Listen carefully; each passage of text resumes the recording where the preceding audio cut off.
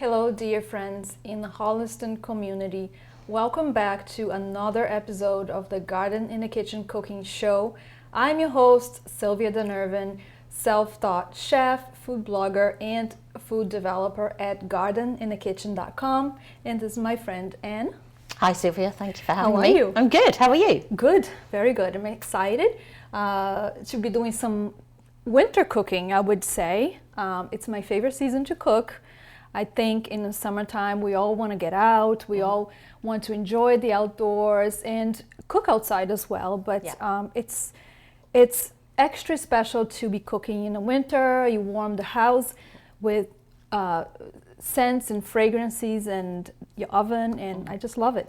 Bring the cozy back in. Yes, and this is exactly what we're doing today. Fantastic. So tell me what we're going to make. I'm looking at these wonderful ingredients here.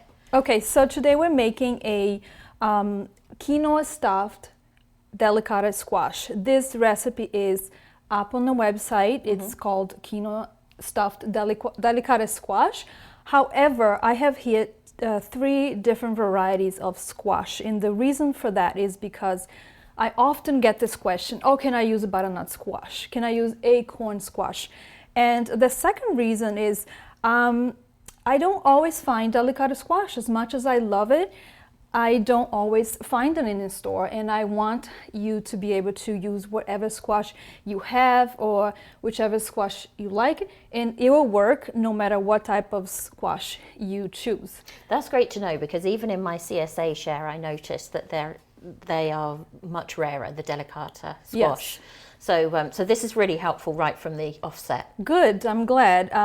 Like I said, I love the delicata squash, but I don't find them very easily. And there's also another variety called honey nut squash, which is a miniature butternut squash. It's so lovely, sweet, and it's got a really great flavor profile. And as you can see, it's like perfect for individual portions. Exactly. So we'll be trying that, and as well as acorn squash. Fantastic.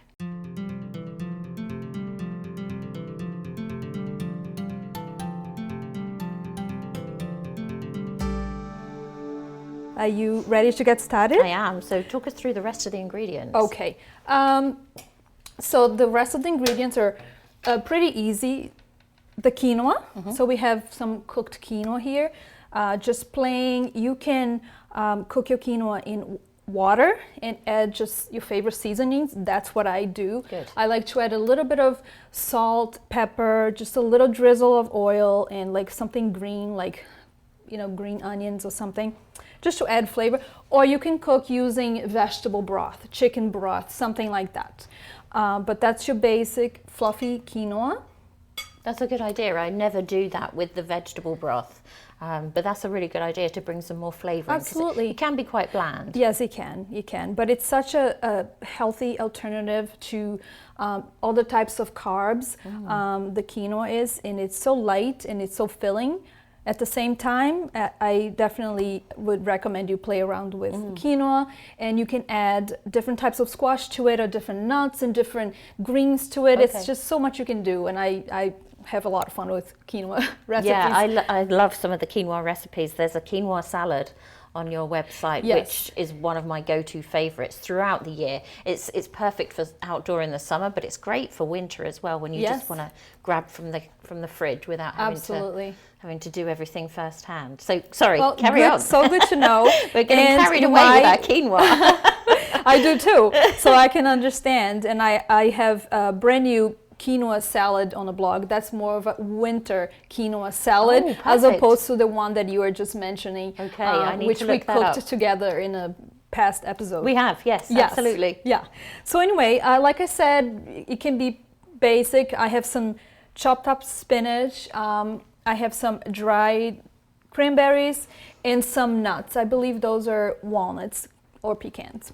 But like I said, blend it all together. Blend it all together, chopped up, and that's what we're going to add to our quinoa here, and stuff the squash once it's cooked. So shall we get started here? Yeah, so one question before we get going. For those that have nut allergies, what would you substitute just to give it that extra flavour, that extra punch? Oh, that's a great question. It's right here, actually, the answer. Okay. These are fried onions. Okay. The ones that you use to top your green bean casserole. Got it. It adds a little crunch to it. We're actually Okay. going to use it too, but if you don't use the nuts, this is enough of You a can crunch. substitute And that. they come in gluten-free options too. So this one happens to be gluten-free if you have that Okay. allergy, because then you have all of the other naturally gluten-free ingredients. So if you want to just keep it that way, Great. you choose the gluten-free crispy onions. Okay, good. So now we've got all of our viewers back in again. Awesome. Okay, so I'm gonna get my little trash can here, and what we're gonna do is just clean our squash. Yes. So I have sliced it lengthwise, right? That's what you want to do. And now what you just want to clean the cavity, remove the seeds with a spoon, just hold it nice and tight like this, and just have it all removed. It's very easy, right? Oh, perfect. Like So so. it's very clean. Yes. Not like the pumpkin. Oh, the pumpkin's a little difficult, but there's a trick to it. Have you used the hand mixer? No, but I did see somebody Yes. online doing it with It a hand works mixer. pretty good. Really? Yes. You tried it? Is it very Yes. messy though? Not really. Okay. Everything stays in the pumpkin, so Okay. yeah, that's I would say that's a good trick to try. Okay, so next fall, that'll be the That will be top the way tip. to go. So this is our beautiful Delicata squash, and again, just like our acorn squash and honey nut, we're going to be removing all of these seeds. And the butternut squash, I want to say, is that I grow butternut squash every year in my garden. Yes. So what I do is, once I'm cleaning the butternut squash for cooking, I save the seeds so I can grow it next year, the same Okay. seeds. So I don't have to buy butternut squash seeds. So how many seeds would you need for a good yield? Well, I like to, when I'm planting my butternut squash, I like to put 2 to 3 seeds in each little Okay. hole. So if I'm planning on having 6 butternut squash plants, you know, times 2 Yeah, or 3, yeah. that's you really That's don't need that plenty, many. right. Yes, that's plenty, and you do get a lot of butternut squash. So it's always exciting. I usually try to pick the biggest, prettiest butternut squash, and I use those Yeah. seeds for it. Anyway, you could Okay. do the same, but these are store-bought, so Okay. I don't know how they were grown, and I'd like to just save the seeds of the things that I grow myself. Sounds good. Okay. So they're all clean, and look how easy it is. All we're gonna do now is season Okay. the cavity of the squashes with oil, salt, and pepper. So we have Okay. some oil here in a little brush. So just dip it in your oil, and then just brush all over the cavity. You can do it generously, not a problem. Make sure it's all oily. Okay.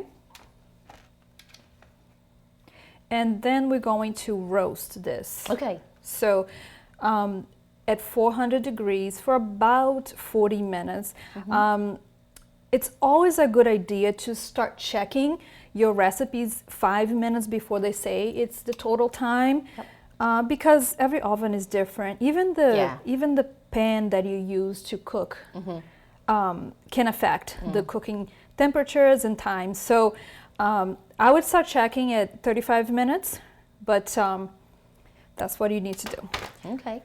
All right, one left. This is our little honey nut squash. Reminds me of painting shells off of the beach. Yeah, it's so relaxing. Yeah. Okay, it is done. We're just gonna sprinkle a little bit of salt and pepper here.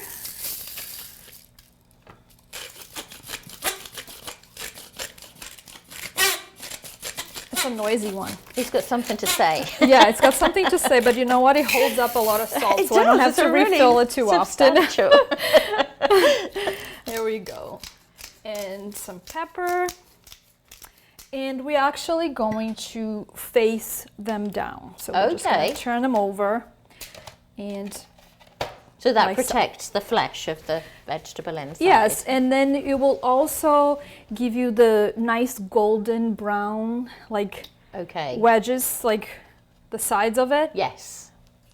Okay. Trust me, you want them facing Okay, down. perfect. Okay. So here's what we're gonna do next. So your oven should be preheated at 400 degrees, and you're baking for 40 minutes. Okay. Check at 35. We'll put this in the oven, and ta-da!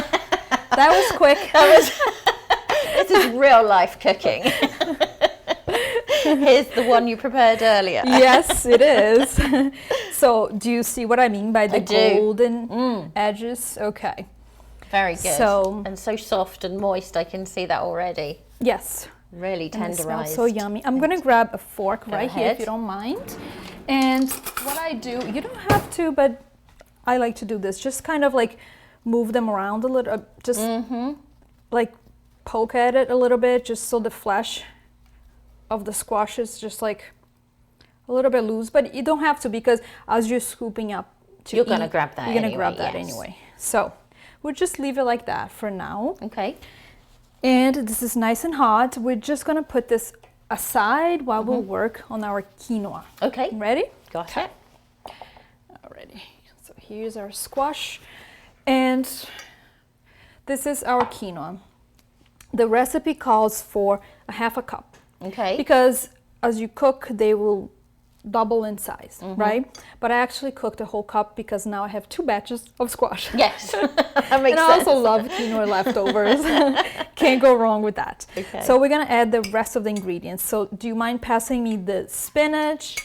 And here we go. thank you. Here goes the spinach. And the nuts, please. Thank you. All right, here they go. All of the nuts. And we're going to add now the dried cranberries and mix everything in. Now you can add more or less of these ingredients, right? So we'll just mix it and see how it goes. But That's my favourite part, when you have it all in there but sectioned. It just looks so lovely. It's like you don't almost like don't want it to too. disturb it. I know, I do like that very much myself. And it's very fluffy, as you can see. The quinoa is set in a strainer. It really is, yeah. What I like to do is, after cooking my quinoa, I transfer to like a strainer. Yes. And then I just let it sit so the moisture would drip, and it will end up with very, very fluffy quinoa. Okay. That's the trick. Otherwise, you will have more like a compact. Yeah, And because often watery. it tells you to let it stand for 5 minutes or so afterwards, doesn't it? So Yes. you actually transfer it. I do. At that point. I do. Okay, that's a good Yes. tip. So here's our quinoa, and I'm gonna add a little bit of salt and pepper Okay. to it. It you looks could so you could inviting. even add a little bit of oil and whatever you like. Just kind of make sure you do what you like. I'm gonna add the rest of this oil here because I don't like to waste my ingredients. And we will use the crunchy onions to top. Perfect. Okay, so we won't add to this. You can as well, but we won't add to this. So let's remove these dishes, bring back our squash. Look at how amazing that looks with just such a few ingredients gone in there. That's really inviting. Yes, it is. It's also, like I said, very filling, but it feels good in your belly. And Yeah. and it's, whenever I make quinoa, I always double or triple the recipe because it stays good in your fridge for a good 3, 4, even 5 days. Yeah, it does. In a container, and you can add like some chicken to it, and there's a full meal, right? Yes, yeah. It's just so easy and delicious and healthy. Very versatile. So, I'm going to bring back our squash. Then we'll fill the cavities. Let's give you a little more room there. Thank you. Okay. Here goes.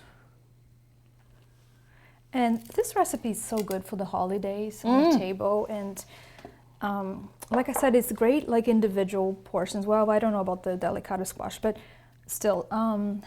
And you could just put a tray on your table with different types of squash and quinoa.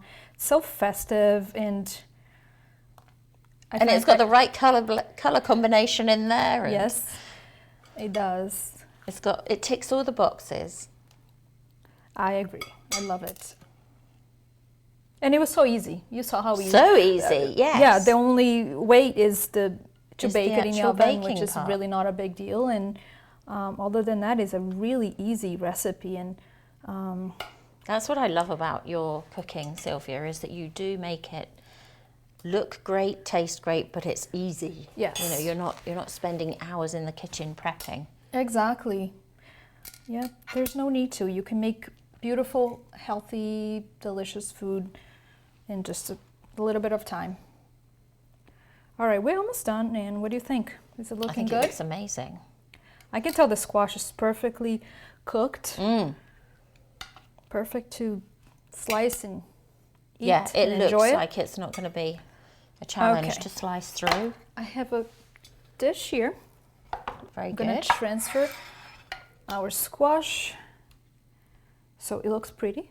So this is what I mean by placing it out. Yes.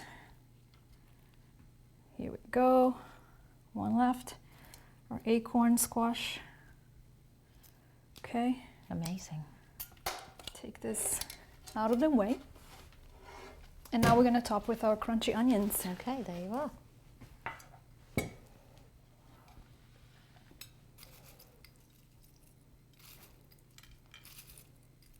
So simple and impressive. And in fact, most of these ingredients are store-cupboard ingredients, so it's not even like you need to dash out to the store to rustle this up in a pinch. Yes, absolutely. I always have quinoa in hand, just like I do with rice and pasta. Yeah. It's one of my go-to. Yes. So yeah, very simple. And you could substitute the spinach for kale.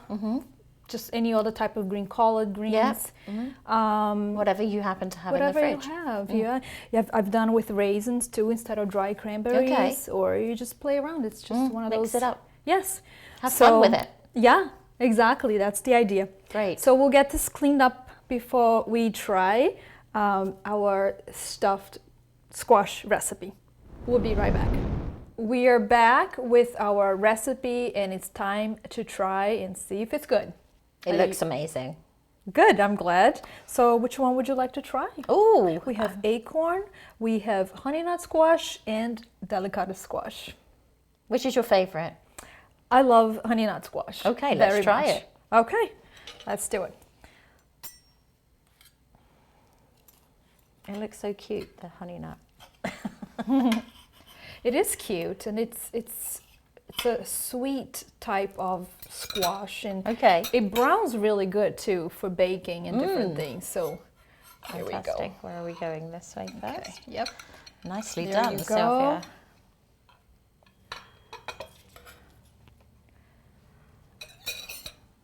Okay. Nicely served. Oh, I see what you mean. It does. It just cuts through so easily. Yes. Perfect. Yeah. So you need that 40 minutes Yeah. in the oven. You don't have to poke the squash. Some people just like to poke it. Okay. Yeah. You don't need to do that. You wash the skin because we're serving with the skin. So you Right. just wash the skin really good. And I mean, Yep. look at this. It's just so well. It is. It's well so done and just perfect. The crunch of the crispy onions. That's so really good. All the flavours together, and like you say, it's so moist and so edible. Very edible. Oh, that's so good to hear. I'm so glad you enjoyed it. And Shall we have a toast to another yeah. successful episode and wish we everyone should. happy holidays? Cheers. We're Cheers. having some Dove Hunt Dog Cabernet Sauvignon, which in my opinion goes with anything. This is one of my favourite go-tos. So happy holidays to everybody. Excellent. Happy Thank holidays. you for having me. Thank you for being here and sharing another recipe with me. I hope you enjoyed, and I hope you guys at home will try it and enjoy. If you have any questions, you can always leave a comment below and I'll get to it. And again, thank you for watching another episode of The Cooking Show.